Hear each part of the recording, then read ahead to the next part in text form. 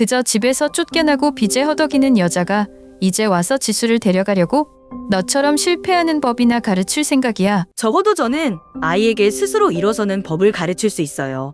당신처럼 남의 것을 지키기 위해 짓밟기만 하는 사람이 아니니까요. 그 겨울, 차가운 바람 속에서 저는 모든 것을 잃었습니다. 남편과 시어머니에게 쫓겨나 딸 지수마저 빼앗겼죠. 너 같은 여자가 아이를 키울 자격이 있겠니? 그들의 말은 제 가슴을 산산조각 냈습니다. 추운 거리 한가운데 눈물과 함께 홀로 서 있는 제게 남은 건 단 하나, 지수를 되찾아야 한다는 결심이었습니다. 하지만 그것은 시작에 불과했습니다. 법정에서의 치열한 싸움, 시어머니의 겸허한 응모, 그리고 지수의 마음속에 심어진 의심과 혼란. 엄마, 할머니 말이 맞는 거예요. 엄마는 정말 이기적인 사람인가요? 라는 지수의 질문은 칼날처럼 저를 찔렀습니다. 이 모든 고난 속에서 저는 끝까지 싸울 수 있을까요? 아니면 모든 것을 잃고 말까요? 세상의 냉대와 가족의 배신, 그리고 스스로의 한계를 뛰어넘어 딸과 함께할 행복을 되찾기 위한 치열한 여정. 과연 저는 지수를 지키기 위해 무엇을 더 희생해야 할까요? 이 이야기는 단순한 갈등이 아닙니다. 절망 속에서도 꺼지지 않는 희망의 불씨, 그리고 사랑을 위해 싸우는 엄마의 처절한 몸부림입니다. 지금부터 그 숨 막히는 여정을 함께 해주세요. 끝까지 눈을 뗄 수 없을 겁니다. 제 이름은 지연이고 올해 32살이며 부산에서 태어나고 자랐습니다. 부산은 활기찬 항구 도시로 작은 돌길들이 해변으로 이어지는 곳입니다. 저의 어린 시절은 특별하지 않았지만 부족하지도 않았습니다. 아버지는 어부였고 어머니는 시장에서 작은 장사를 하셨습니다. 저희 가족은 부유하지 않았지만 저와 두 동생은 큰 어려움 없이 자랄 수 있었습니다. 매일 아침 항구에서 들려오는 배의 경적 소리와 바닷물 냄새, 그리고 신선한 해산물의 향기가 우리 삶의 일부가 되었습니다. 저는 늘 이곳에서 결혼하고 아이를 낳으며 늙어갈 것이라 생각했습니다. 그러나 인생은 우리가 계획한 대로 흘러가지 않는 경우가 많습니다. 대학에서 경영학을 전공한 후 저는 중소무역회사에 취직했습니다. 당시 저의 직업은 안정적이었고 비록 급여가 많지는 않았지만 가족을 돕고 약간의 저축을 할 수 있을 정도였습니다. 그러던 중 남편인 수모를 만났습니다. 그는 저보다 5살 많은 차분한 성격의 남자로 부산의 한 대기업에서 엔지니어로 일하고 있었습니다. 처음에는 특별한 대화가 없었지만 그의 따뜻함과 세심한 배려가 저의 마음을 움직였습니다. 2년간의 연애 끝에 우리는 결혼했습니다. 결혼 초기에 삶은 나쁘지 않았습니다. 우리는 시부모님 집에서 멀지 않은 교외에 작은 아파트를 구입했습니다.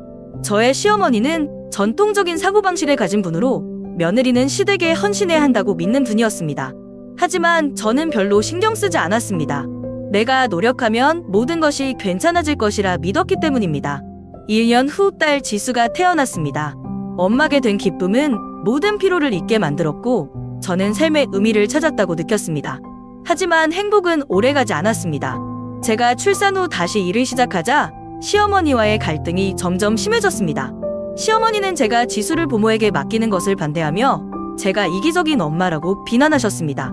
이러한 갈등은 날로 커져갔고 남편 수모는 항상 중립적인 태도를 취하며 어느 쪽 편도 들지 않았습니다. 저는 그가 난처한 상황에 놓여 있다는 것을 이해했지만 그의 무관심은 저를 더욱 괴롭게 만들었습니다.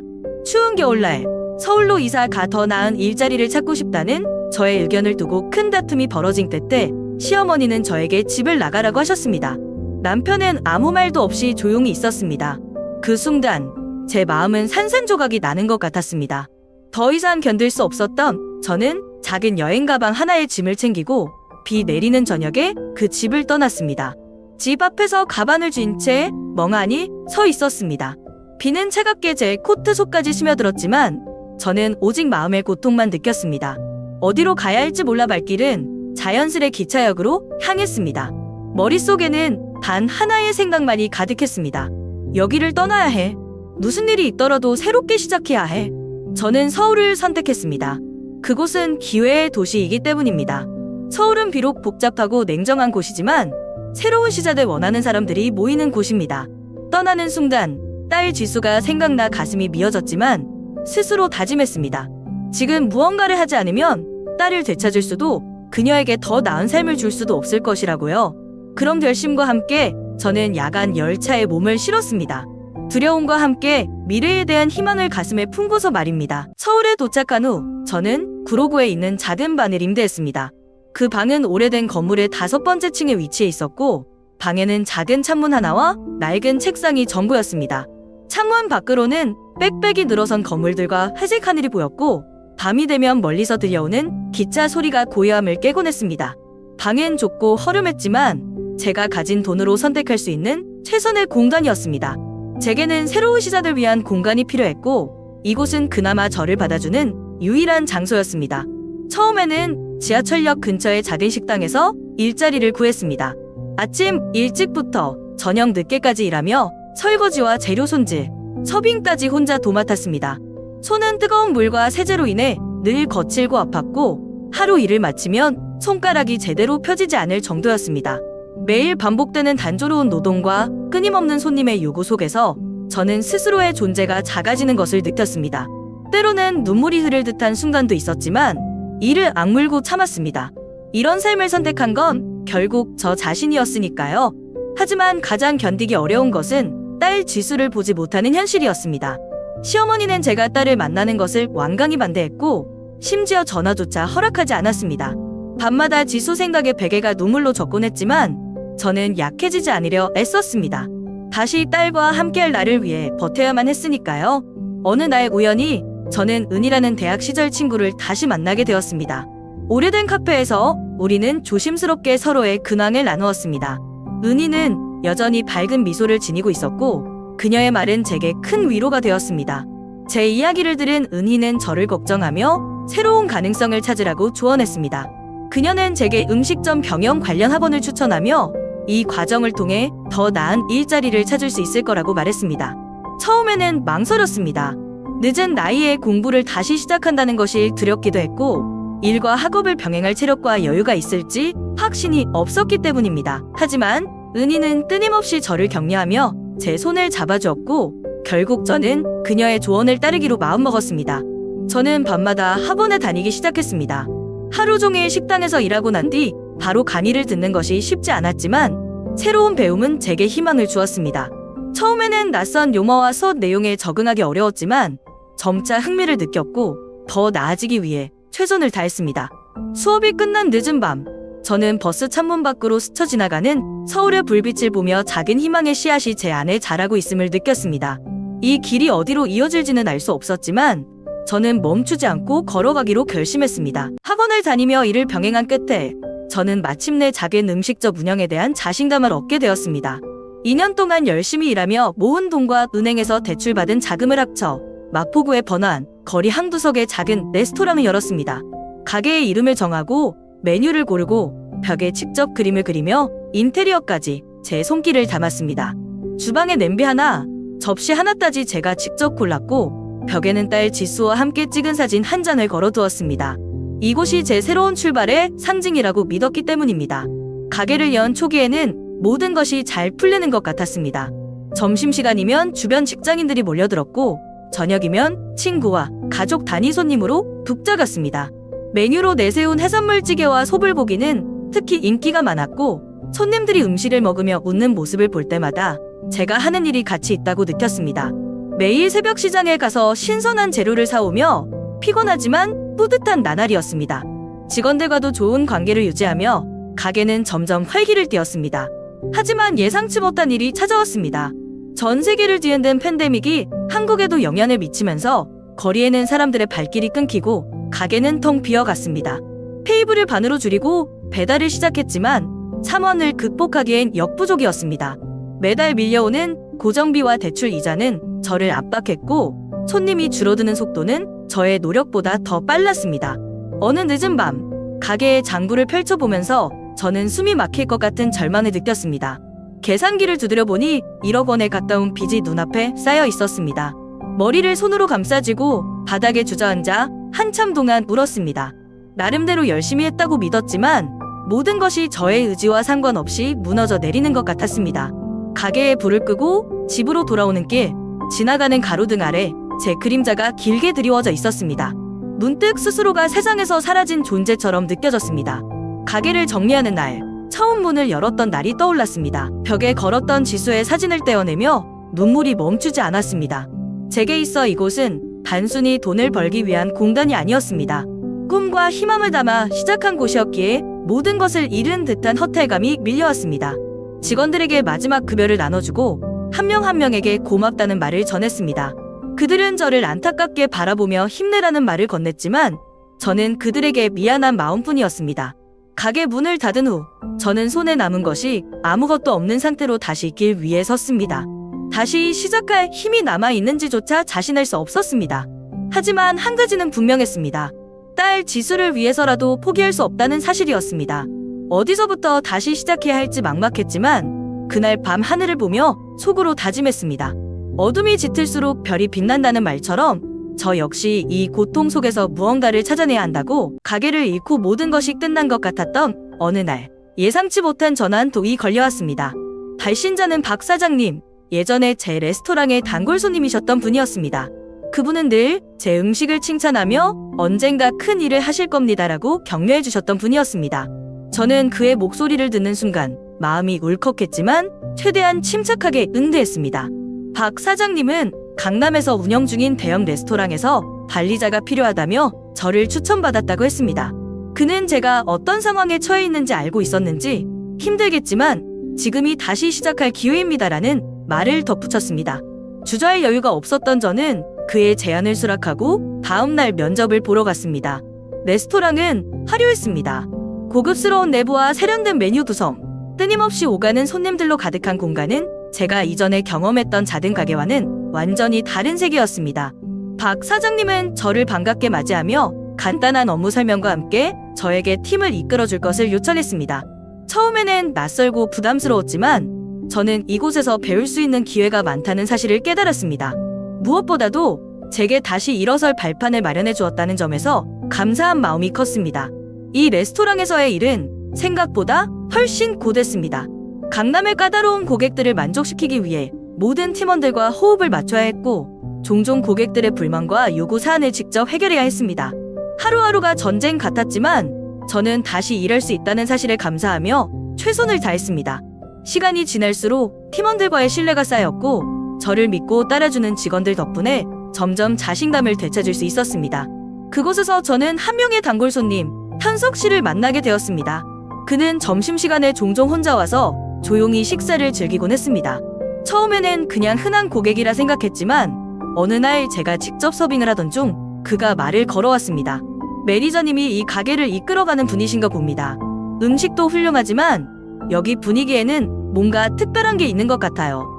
그의 따뜻한 말에 저는 순간 울컥했지만 미소로 답하며 짧은 감사의 말을 전했습니다. 그날 이후 그는 자주 찾아와 저와 가벼운 대화를 나누며 조금씩 친분을 쌓아갔습니다. 어느 날 현석 씨는 저에게 개인적인 질문을 던졌습니다. 표정에서 삶의 무게가 느껴지는데 혹시 이야기를 나누고 싶으시면 언제든 말씀하세요. 그제야 저는 지금까지 억누르고 있던 이야기를 털어놓았습니다. 딸 지수를 잃은 슬픔, 실패로 가득했던 지난 몇 년, 그리고 앞으로의 막막한 미래까지 그는 묵묵히 제 이야기를 들어주었고 말을 끝낸 후 조용히 제게 이렇게 말했습니다. 지수를 다시 데려올 수 있는 방법이 있습니다. 제가 도와드릴게요. 그는 변호사였습니다.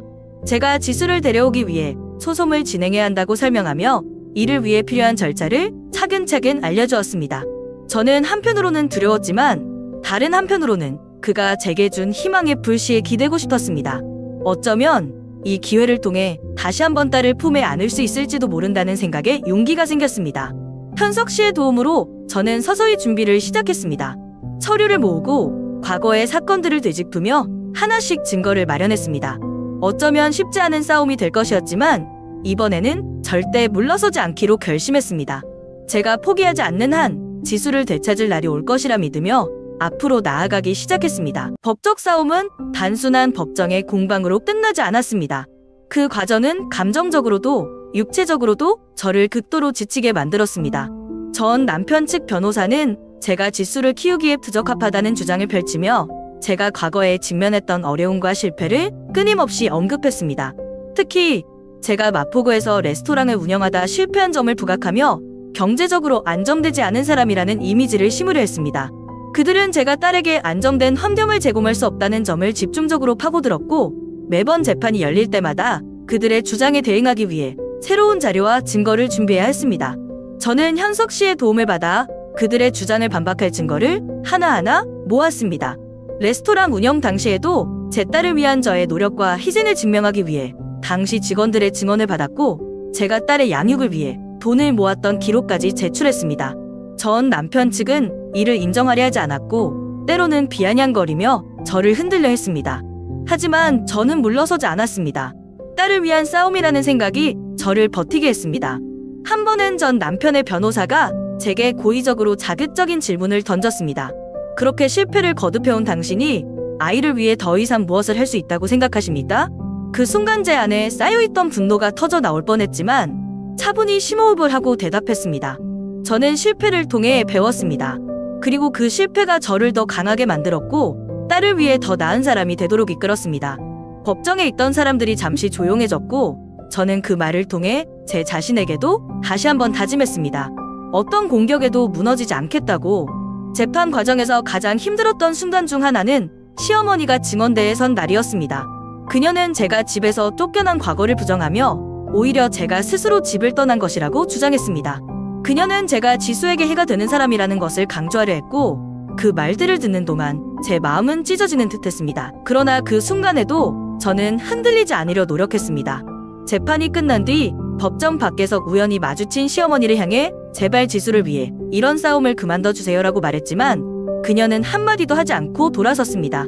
어느 날 증거 수집을 위해 전 남편과 시어머니가 과거 저를 대했던 태도를 입증할 사람을 찾는 과정에서 이전에 저와 함께 일했던 동료 중 한 명과 연락이 닿았습니다. 그 동료는 제가 집에서 쫓겨난 날 저를 우연히 보았다고 증언했습니다. 그녀는 제가 그날 한밤중에 울며 가방을 들고 있던 모습을 기억한다고 했고 그 증언은 재판에서 중요한 역할을 했습니다. 그 증언 덕분에 전 남편 측의 주장은 점차 힘을 잃었고 저는 조금씩 유리한 위치를 확보할 수 있었습니다. 또한 저는 딸과의 유대감을 증명하기 위해 과거에 찍었던 사진들과 함께 딸이 저에게 썼던 작은 메모들까지 제출했습니다. 지수가 어린 시절 저에게 쓴 엄마, 사랑해요. 엄마랑 같이 놀고 싶어요라는 메모를 법정에서 읽었을 때 저는 눈물을 참을 수 없었습니다. 그 메모는 제가 딸에게 얼마나 큰 사랑을 쏟았는지를 보여주는 강력한 증거가 되었습니다. 재판이 계속될수록 저는 더욱 지쳐갔지만 주변의 도움과 응원이 큰 힘이 되었습니다. 현석 씨는 법적 조언뿐만 아니라 제가 심적으로 무너질 때마다 격려의 말을 아끼지 않았습니다. 그의 지원 덕분에 저는 마지막까지 싸울 수 있었습니다. 결국 1년간의 긴 싸움 끝에 판사는 제게 양육권을 인정하는 판결을 내렸습니다. 그 순간 저는 눈물이 터져 나왔고 지수를 다시 품에 안을 수 있다는 기쁨과 안도가 뒤섞인 감정에 휩쓰였습니다. 하지만 재판이 끝났다고 모든 문제가 해결된 것은 아니었습니다. 시어머니는 재판이 끝난 후에도 계속해서 지수에게 저에 대한 부정적인 이야기를 하며 저와 딸 사이를 갈라놓으려 했습니다. 그것은 또 다른 싸움의 시작을 알리는 것이었습니다. 하지만 이번에는 법정이 아니라 딸과의 믿음을 통해 그 싸움을 이어나가야 한다는 것을 깨달았습니다. 어느 날 저녁 지수가 조심스럽게 제게 물었습니다. 엄마, 할머니가 그러는데 엄마는 이기적이라고 했어요. 정말 그래요? 그 질문은 마치 제 가슴을 찌르는 날카로운 칼 같았습니다.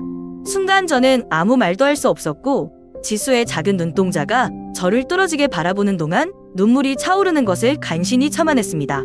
아이에게 어떻게 대답해야 할지 고민하며 저는 잠시 숨을 고르고 부드럽게 말했습니다. 지수야, 엄마는 너를 위해서라면 뭐든지 할 거야. 그리고 엄마가 이기적이라고 생각할 때도 있겠지만 그것도 너를 행복하게 하기 위해서야. 그날 밤 저는 깊은 고민 끝에 시어머니를 직접 만나기로 결심했습니다. 이렇게 계속 서로를 비난하며 갈등을 키우는 것은 지수에게 더 큰 상처를 남길 것이라는 생각 때문이었습니다. 저는 시어머니가 살고 있는 집으로 찾아갔고 문을 열어준 그녀는 여전히 차가운 시선을 저에게 보냈습니다.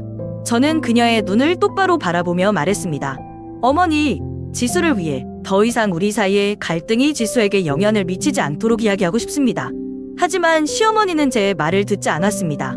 그녀는 냉정하게 너 같은 사람은 지수를 제대로 키울 수 없다라고 말하며 제가 지수를 데려간 것을 여전히 받아들일 수 없다는 태도를 보였습니다. 그녀는 제가 자격이 없다고 주장하며 제 실패와 약점을 다시 들춰냈습니다. 그 말을 듣는 동안 제 안에서 억눌린 감정들이 치밀어 올랐지만 저는 최대한 차분하게 말을 이어갔습니다. 어머니, 저는 지수를 진심으로 사랑합니다. 제 잘못이 있다면 그것을 고치려고 노력할 테니 제발 지수를 우리 둘의 갈등에서 멀리 두게 해주세요. 그녀는 여전히 제 말을 받아들이지 않았고 대화는 냉랭하게 끝났습니다. 저는 집으로 돌아오는 길 내내 마음이 무거웠습니다. 시어머니와의 관계를 개선하기 위한 시도는 실패로 끝났고 지수의 마음속에 여전히 할머니의 말들이 자리 잡고 있을 것을 생각하니 가슴이 아팠습니다. 집에 도착한 후 저는 지수를 꼭 끌어안았습니다. 아이가 걱정스러운 표정으로 저를 바라보자 저는 작은 미소를 지으며 말했습니다. 지수야, 엄마는 너를 위해서라면 뭐든지 할 거야. 그리고 누군가를 상대해야 한다면 그 누구라도 맞설게. 너만 행복하면 돼. 그 말은 단지 딸에게만 전한 것이 아니었습니다. 제 자신에게도 다시 한번 다짐하는 약속이었습니다. 절대 지수를 위해 싸움을 멈추지 않겠다는 다짐이었습니다. 그 후로 저는 지수와 더 많은 시간을 보내기 위해 노력했습니다. 함께 공원을 산책하며 얘기를 나누고 그녀가 좋아하는 그림책을 읽어주는 작은 시간들이 쌓이면서 조금씩 우리의 관계가 더 깊어지는 것을 느꼈습니다. 지수는 종종 할머니가 했던 말들을 다시 꺼내며 저를 시험하는 듯했지만 저는 그런 순간에도 그녀의 마음을 다독이며 차근차근 대화를 이어갔습니다. 때로는 그녀의 질문에 바로 대답하지 못하고 망설이는 제 자신이 답답했지만 저는 그녀가 저를 믿고 다시 마음을 열 수 있도록 기다리기로 했습니다. 한편으로 저는 시어머니와의 갈등을 완전히 무시할 수도 없었습니다. 그녀가 지수와의 관계를 유지하려는 의지는 이해했지만 그것이 저와 지수 사이를 갈라놓으려는 방식으로 이어지는 것은 용납할 수 없었습니다. 어떻게 하면 서로에게 상처를 덜 주며 이 문제를 해결할 수 있을지 매일같이 고민하며 답을 찾으려 애썼습니다. 시간이 지나면서 저는 조금씩 깨닫게 되었습니다. 이 싸움은 단순히 양육권이나 아이와의 관계를 위한 것이 아니라 저 스스로를 위한 싸움이기도 했습니다. 저는 지수를 통해 스스로를 더 강하게 만들고 있었고 지수를 위해 더 나은 엄마가 되기 위해 노력하고 있었습니다. 그녀가 저를 있는 그대로 사랑할 수 있도록 그리고 제가 그녀를 위해 줄 수 있는 모든 사랑을 주기 위해 지금 저와 지수는 송파구의 작은 아파트에서 살아가고 있습니다. 이 집은 크거나 화려하지 않지만 우리의 사랑과 희망으로 가득 채워진 공간입니다. 아침마다 부엌에서 나는 따뜻한 국물 냄새와 지수가 부스스한 머리로 식탁에 앉아 잠을 깨우려 하품하는 모습은 제게 가장 소중한 일상의 한 장면입니다. 그 작은 순간들이 모여 우리의 하루를 완성하고 저를 버티게 하는 원동력이 됩니다. 지수는 학교에서 점점 밝고 활발한 아이로 성장하고 있습니다. 어느 날 지수는 학교에서 있었던 일을 이야기하며 웃음보를 터뜨렸습니다.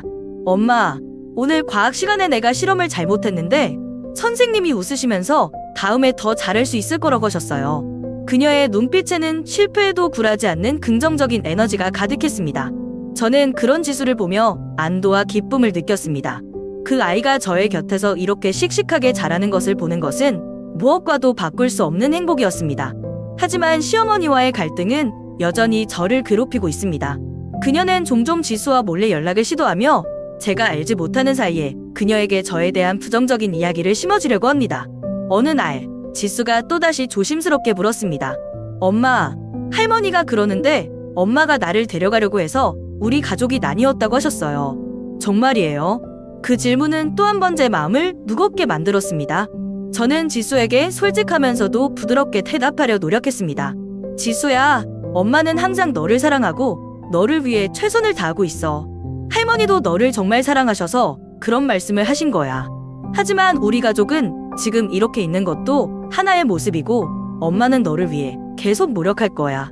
시어머니와의 문제를 해결하기 위해 저는 다시 한번 그녀를 찾아가 대화를 시도했습니다. 그녀는 여전히 냉정하고 단호한 태도를 보였지만 이번에는 조금 다른 전략을 시도해보았습니다.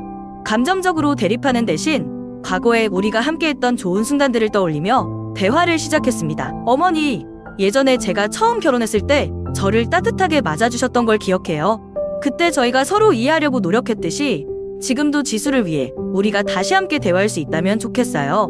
그녀는 처음에는 저를 의심스러운 눈빛으로 바라보았지만 제가 진심으로 그녀와 협력하고자 한다는 것을 느꼈는지 대화는 이전보다 더 길게 이어졌습니다. 그럼에도 불구하고 관계를 완전히 회복하기는 여전히 쉽지 않았습니다. 시어머니는 제가 지수와 함께 사는 것에 대해 여전히 불만을 품고 있었고 그녀의 마음을 완전히 돌리기까지는 시간이 더 걸릴 것입니다.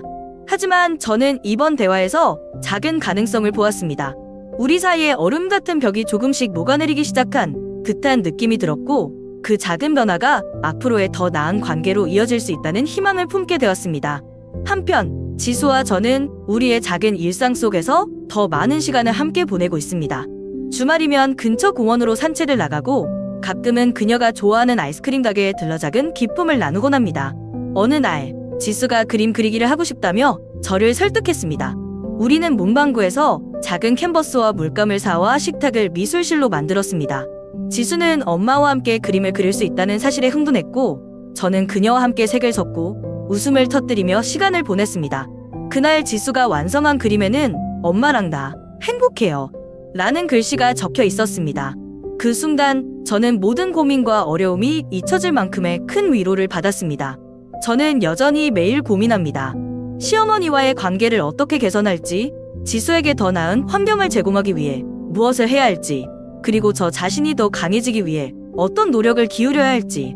답은 여전히 명확하지 않지만 한 가지 분명한 것은 제가 지수를 위해 계속해서 나아가겠다는 다짐입니다. 미래는 불확실하지만 저는 매일 조금씩 더 나은 방향으로 나아가고 있습니다. 지수와 함께하는 이 작은 집에서의 시간은 저에게 새로운 시작의 의미를 일깨워줍니다. 그리고 언젠가 이 모든 것이 저희 모녀를 더욱 단단하게 만들고 더 큰 행복으로 이어질 것이라는 믿음을 간직하고 있습니다.